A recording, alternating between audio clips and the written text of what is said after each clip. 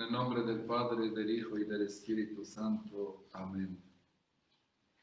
Antes de empezar la reflexión acerca de la palabra de Dios, salmita, el Señor te ungió con su Espíritu a través de mis pobres manos. Yo tengo mucho contigo.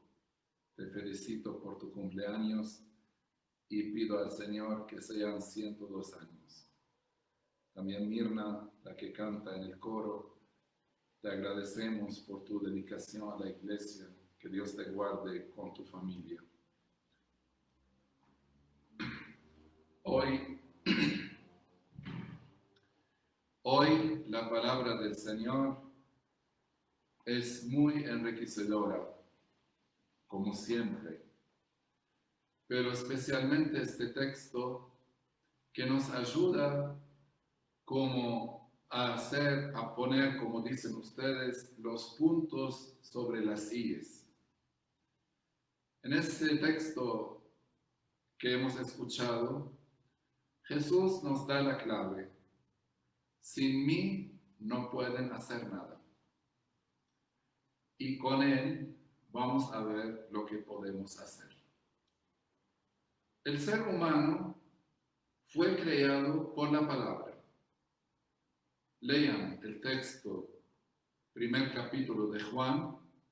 Dice, por la palabra todo fue hecho. Y no hay nada sin esta palabra. Quiere decir, yo existo gracias a Cristo. Y si estoy, gracias a Él. Para tener un significado de mi vida, debo unirme siempre a Él. Porque sin Él me parezco a un sarmiento que se corta y se va al fuego. En Él dice, el que permanece en Él, también Él me poda. Por eso entiendo el dolor de los santos. Por eso entiendo por qué los justos sufren. Porque el Señor está podando en ellos para que sus frutos sean muy abundantes. Nosotros, en este texto, me hace recordar a una reflexión del Papa Juan Pablo II, que yo había ya anunciado, pero bueno refrescar la memoria, a los jóvenes, cuando dio este ejemplo para decir que entre Cristo y los cristianos hay una unión vital, hay una unión inseparable, como los sarmientos cuando están unidos a la vid. Y el que hace estos sarmientos vivir, dar frutos y sus frutos sean abundantes, es aquella savia que sale de la vid hacia los sarmientos, lo que el Papa Juan Pablo II llamaba el Espíritu Santo. Hoy Jesús nos dice, si ustedes permanecen en mí, pidan lo que quieran y se les dará. Porque delante del Padre, el pedido de Jesucristo no se puede ser rechazado. Por eso en la Eucaristía, en el rito maronita, decimos, y contigo, y por ti y contigo, decimos al Padre, ten misericordia de nosotros. En el rito latino es más bello todavía.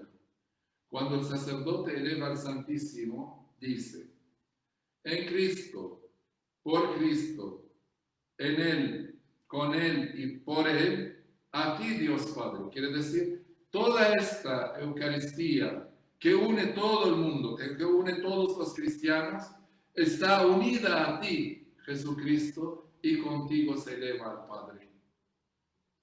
Aquí entiendo por qué los santos tienen una eficacia al corazón de Jesús.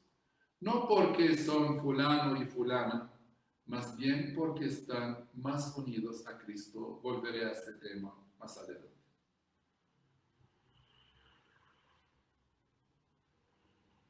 Jesús nos asegura que cuando nosotros rezamos en su nombre, logramos. Abro paréntesis. Hoy tenemos un día lunes, 63 personas abrieron para estar con nosotros y no sabemos cada persona cuántos están en su casa celebrando con nosotros esta Eucaristía.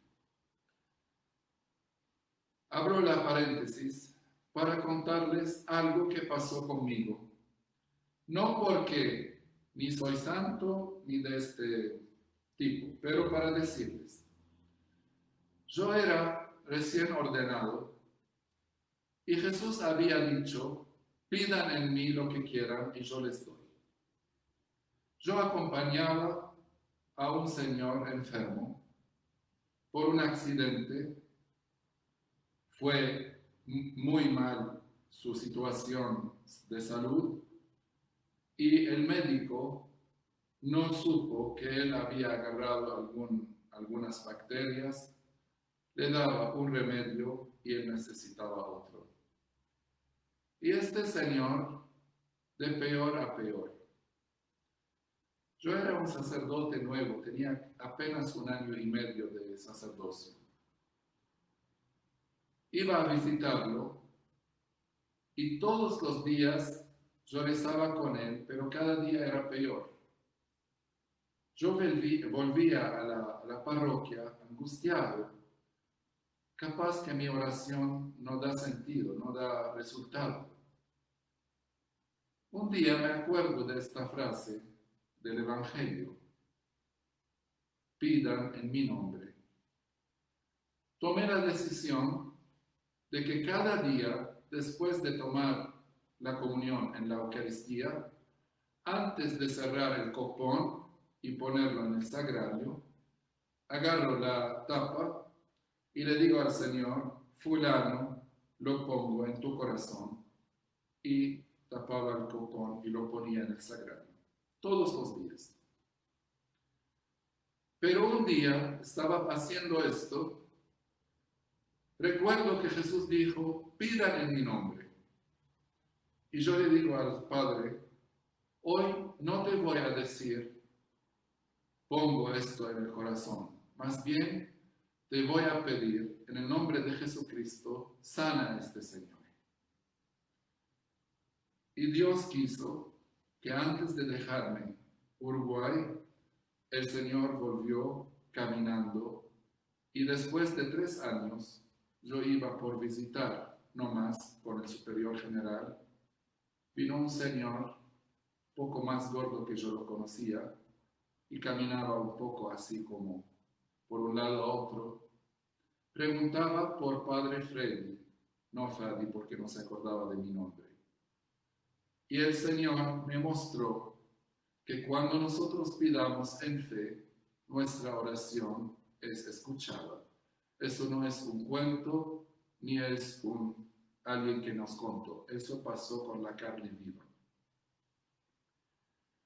Pedro, en el texto que hemos escuchado de los Hechos de los Apóstoles, en aquella noche, cuando le dijeron, tú eres Galileo, tú eres amigo de él, delante de una serviente negó y empezó a jurar y a insultar que él no lo conoce. Era cobarde. Cuando recibió el Espíritu Santo, dice el texto de hoy, y Pedro, lleno del Espíritu Santo, dijo, este que ustedes mataron, Dios lo hizo la piedra angular. Y uno pregunta, ¿qué es la piedra angular?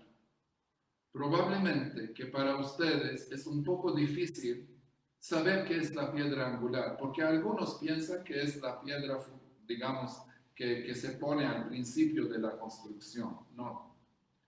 La piedra angular, en Oriente, cuando se construye una casa de tipo arcada, empiezan a subir piedra sobre piedra. Llega un momento que necesitan una sola piedra para agarrar todo el edificio. Sin esta piedra caen todas las piedras. Esta se llama la piedra angular. Quiere decir la que une todas las piedras y quedan todas firmes gracias a esta piedra que hace esta gestión.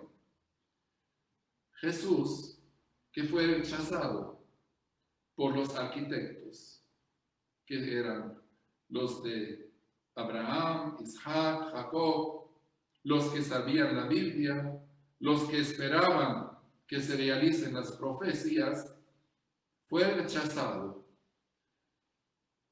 Dios Padre lo hizo, esta piedra angular, que a través de ella se reúne y se une todo el edificio que es la Iglesia de Dios. A través de mi vida, yo siempre estoy convencido que Cristo es el valor absoluto. Si nosotros tenemos a Cristo como valor absoluto en nuestra vida, tendremos todos los otros valores. Y si no tenemos a Cristo como valor absoluto en nuestra vida, que en paz descansen todos nuestros valores. Hoy quiero hablar un poquito de San Charbel. San Charbel, la otra vez, si se acuerdan, les conté cuando era niño, cuando llevaba un poco de incienso y iba a la gruta y allí honraba a la Virgen María rezando rosario e incenciando el icono de la Virgen. Hoy voy a hablar de San Charbel, el que era jovencito, o joven, mejor dicho. San Charbel vive en un pueblo que, si nosotros estamos en el pueblo mirando hacia el norte, vemos el bosque del cedro del Señor. Este cedro, ¿por qué lo llamamos el cedro del Señor? Porque el Salmo 104 dice el cedro que el Señor plantó. Por eso se llama el cedro del Señor. Diferente del cedro del Líbano que existe en otro lugar. 2. Si desde el pueblo miramos hacia abajo, vemos todo el Valle Santo, donde vivían ermitaños, monjes y solitarios que vivían en adorar a Dios día y noche. El pueblo de San Charbel es el pueblo más poblado en el Medio Oriente de esta altura, casi 1500 metros o un poquito más. Es el pueblo más elevado en Medio Oriente como pueblo poblado, es el más elevado. Si uno lo mira, siente, no es así, pero siente que está como tocando las nubes. En este ambiente natural, agregado a él un ambiente religioso. Su papá fue llevado por los turcos a la servidumbre, a la esclavitud. Su mamá tenía 5 hijos, trabajaba día y noche para poder alimentarlos y cuidarlos. El otomano turco dominaba y hacía que la gente sufría la esclavitud, el hambre, el destierro. Desde aquella época empezó la migración a todos los países. Pero San Charbel tenía 2 tíos maternos, eran monjes en el Valle de los Santos. En el Líbano decimos, el hijo de la hermana, aunque va y viene, uno sobre 3 tiene que salir al tío materno. Quiere decir que esta espiritualidad que estaba en la familia materna en particular, estaba afectando su vida como persona. Pero esto es la parte, digamos, nuestra. Nosotros cuando estudiamos qué es la vocación religiosa, como dice el Papa Juan Pablo II, es un don y un misterio. ¿Por qué Dios lo ha elegido a él? No sabemos. Es un don que se dio a él. Cómo él fue llamado a la vida religiosa tampoco sabemos. Si yo pregunto a alguien, ¿por qué sentiste el amor hacia tu señora o la señora a tu esposo, a este y a esta? ¿Por qué? No, nadie sabe, es un misterio. San Charbel recibe el llamado de Dios y este llamado cayó en él como cuando cae un trigo en buena tierra. Y este amor fue creciendo día tras día hasta que San Charbel tenía 23 años, decidió dejar la casa paterna, ir al convento, sabiendo que vivir en el convento quiere decir vivir solamente para Dios. Seguramente que Dios no está separado de su imagen, pero yo vivo a Dios y a lo que la constitución de mi orden me permite trabajar con la gente. En la vida consagrada, uno empieza a ejercer las virtudes monásticas con los consejos evangélicos, quiere decir la castidad, la pobreza y la obediencia. Estos tres votos que después él va a proclamar, va a ejercerlos día tras día, casi 2 años, en el noviciado, para llegar delante del Santísimo. Acá también otra paréntesis. En el rito maronita, hasta en mi tiempo, la profesión religiosa no era delante del superior como en el caso del rito latino. En el rito latino, el superior se pone y viene el llamado, el que está llamado a la vida religiosa, delante del altar y delante del superior hace su profesión. En el rito maronita, le estoy diciendo hasta mi tiempo, se abre el sagrario, un sacerdote trae el Santísimo hacia el altar, como en exposición, y el que está llamado a la vida religiosa hace reverencia al superior y se arrodilla delante de Cristo presente realmente, verdaderamente, esencialmente en la Eucaristía. Quiere decir una alianza directa con Dios.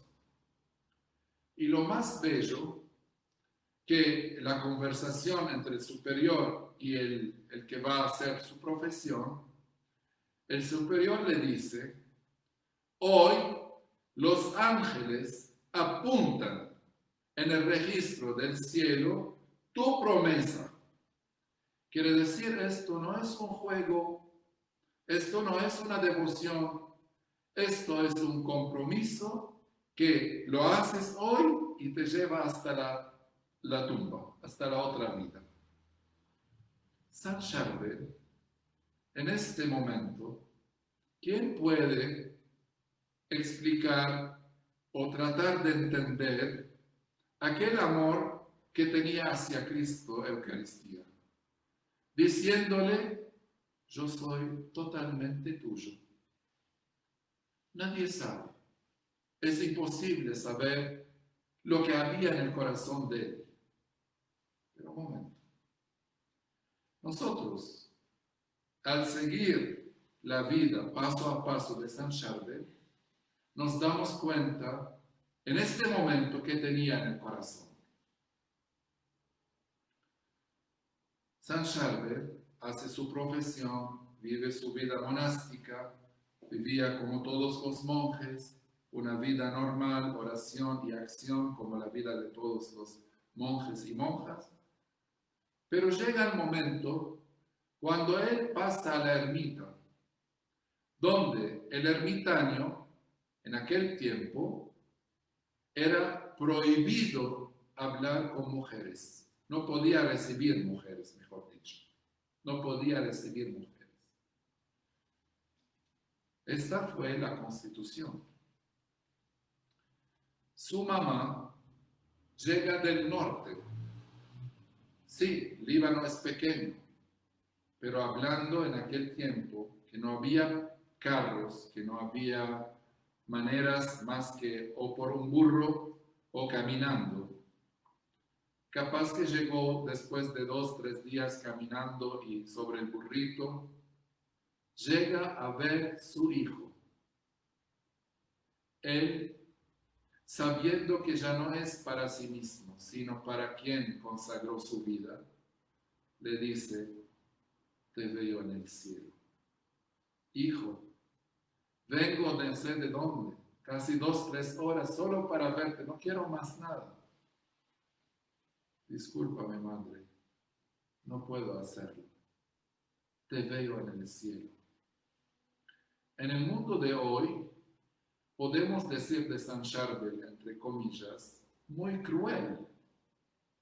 Podemos decir que él fue egoísta, no dejó ver a la mamá, no la dejó ver. Pero cuando hay un compromiso entre el amante con su amado, ni el polvo entra. ¿Saben qué es el polvo? No entra. Aunque sea la madre. Porque para él ya su vida no es de él, es de Cristo.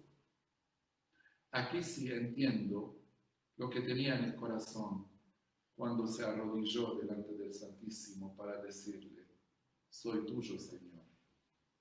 Porque aunque tengo este afecto a mi mamá, yo ofrezco esto en sacrificio, porque la Constitución me pide esto, y yo respeto mi orden, respeto mi Constitución, respeto mi compromiso, y soy tuyo, tú me alcanzas, Señor.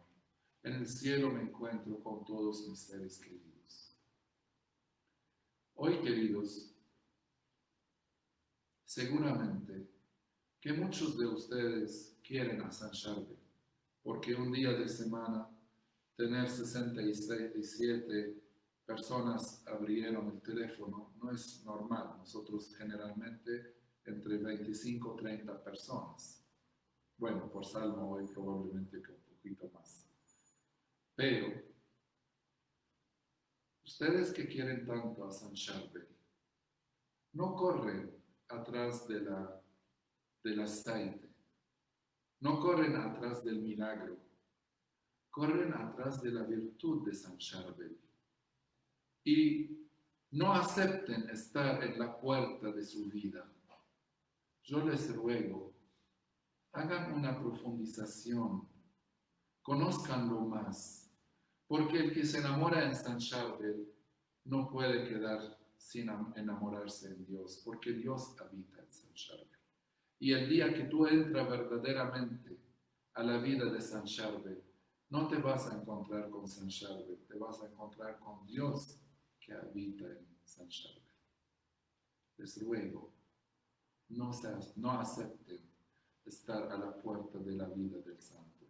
Entren a lo más profundo, a su espiritualidad, a su virtud, a su vida, porque así es que cuando queremos honrar a los santos, es cuando imitamos sus virtudes, como dice San Agustín. Yo pido por todos ustedes y les ruego que ustedes también pidan por nosotros y pidan y ayuden, como vamos a decir final de misa, para que el sueño de muchos sea una realidad cuando tengamos el templo de San Charbel en Bogotá. Al final de la misa, como no hay una unción del aceite, vamos a hacer una oración particular con el icono de San Charbel.